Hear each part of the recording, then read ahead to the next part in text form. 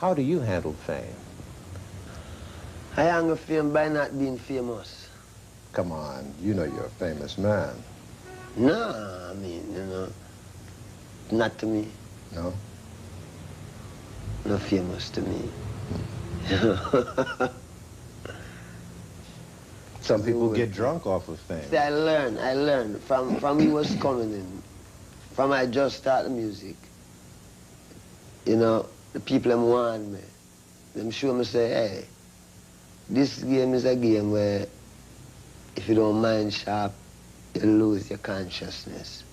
So the only way you can lose your consciousness is because if you figure say you're getting, some people say rare, your head might get swell. Right. And if your head swell, that's it. So you know, really don't keep my head in a bandage that it can't swell. True. How do you handle the women that come at you in droves? People have visions of women beating down the door to get at Bob Marley and grabbing clothes. Is it like that? No. No? No. Come on easy, you know. Is it difficult, though, to keep your balance and not, you know, get to feeling that you're more important than you really are when so many people are after you all the time for different things? No, you see, I don't think, I never really check myself, you know, I know I am benefit to the people, you know. That's the only consciousness I have on myself, that I can be beneficial to a people, you know. And I don't know anything else. I don't know that.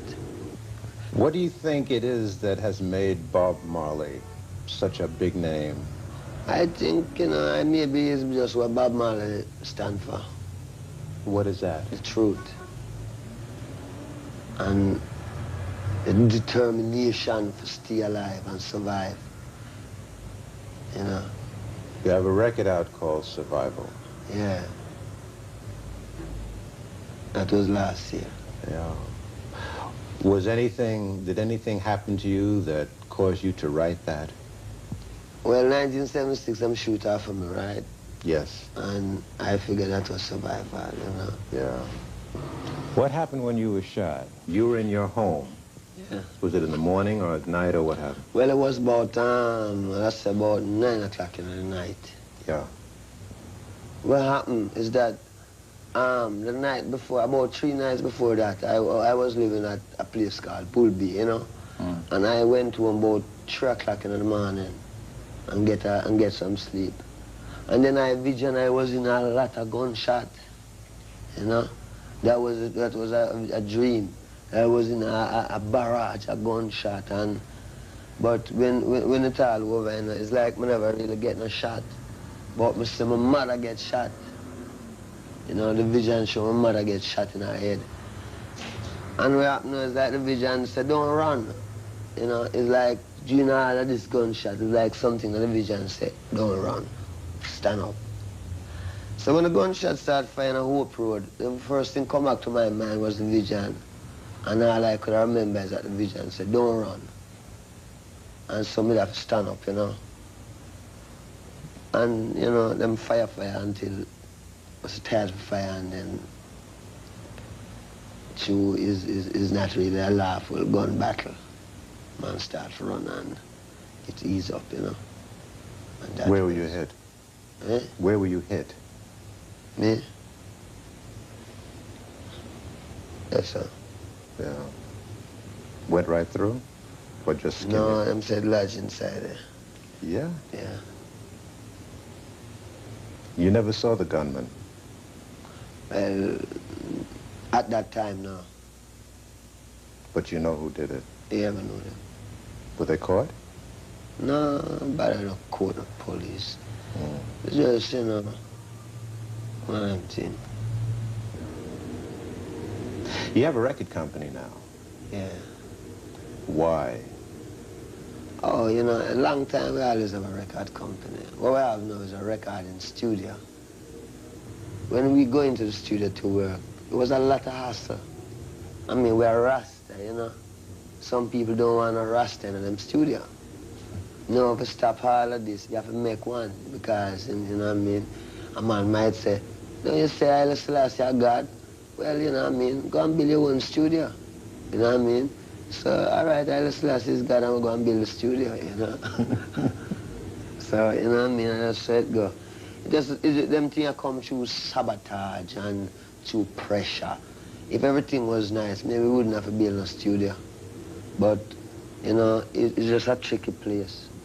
It's not everyone really have that humanitarian feeling. Some people just deal with, them don't even know what I'm dealing with. What's ahead for Bob Marley, do you know? Do you have an agenda or a master plan? Well, I feel ahead for I and I is the unity of Africa. And then when the unity of Africa comes, then people will really understand, say, you know, there was something in this thing. There is something in it. Do you think of yourself more as an African than a Jamaican? Yeah, because one of the main things is that we're Rasta. From you accept Rasta, you become an Ethiopian, which is Africa. Next thing again, the history of Jamaica shows that the Arawak Indian was living there, and it belonged to the Arawak Indian. Now, our history shows that through slave business, black people come out of the Western thing, you know? So we still figure, say, Africa is a root, you know, and this is where we must return to. What do you see as most of Africa's problems as far as uniting? I mean, I see Africa's problem is that outside people keep on fatiguing the people, you know, and make them can't really get them things together, you know. If it's not this superpower, it's that superpower. But Africa is only a place which part of them used to exploit, you know. Nobody no really. Africa's so rich that it become a man who's going to Africa, steal out what he wants, steal and carry back in a film country. And Africa stay there like, you know, we're Africa ready. Garvey used to say Africa for the Africans. Is that how you feel? Yeah, Africa for Africans, a woman abroad, you know. True. Will your home base, though, always be Jamaica? Or someday would you like to live in Africa? No, someday going to be in Africa. Yeah. Maybe we up in Jerusalem, you know what I mean? And in Bible land. And what do you think lies ahead for Jamaica? I think what lies ahead for Jamaica is that Jamaica is a beautiful island. The best thing Jamaica could have been is just like how Jamaica, like how England owned Jamaica. Jamaica must make some part of Africa own Jamaica. You know what I mean? And it work more nicer, I mean, you know. But if it's going to be a thing which we always going to have a war. Because the only solution is either them get themselves with Nigeria or with someone, you know what I mean? But make Jamaica become some African, something to do with Africa, that Africa owns Jamaica, you know? But because the people and them whole heap ideology and philosophy where they want to come with, you know, some people want to be Marxist, some want to be this, some want to be that, and nobody don't, and plenty of people don't want to be with them is, and where them is African, and Africa have its own culture, its own people, and you know, all it needs is people who keep it down for either die out of the earth or something. What is your feeling about the condition of black people here in the United States? I feel like black people should develop themselves, you know, not to several then just developing up yourself having a prejudice thing to it. It's just that we are people with our own history and culture. We can educate ourselves. I mean, we are the first creators. So we have to really, everything when you see on this earth here, is a black man make it. And I'm saying that the white man don't make some, but all wisdom come from the black man. You know, a lot of young viewers look up to you and are going to want to hang on every word and every syllable. Do you have a message for young people? Well, you know, the whole thing again is to really check out the truth of Rasta and don't make like follyism. Don't make it check it out. And don't get too busy that you can't check out the truth. Because the truth is there. And Africa awaits its creators. And we know that the people in the West, headwise, it's them ready, you know. It's them have to learn, come learn. What them learning in the West, them have to carry it home to them people, make it be a benefit to the people. Because, I mean, how long must the black people suffer? And these are people, you know? And then we have our own culture, we have everything. We don't shatter anything. We have everything. Plus we have a land that no one is living there. And we must go home to it. And when you go home, you can build all of these big buildings if you want. I mean, if you miss a city, build a city. You know what I mean? If you want a car, you can get a car. I mean, I don't see the big thing.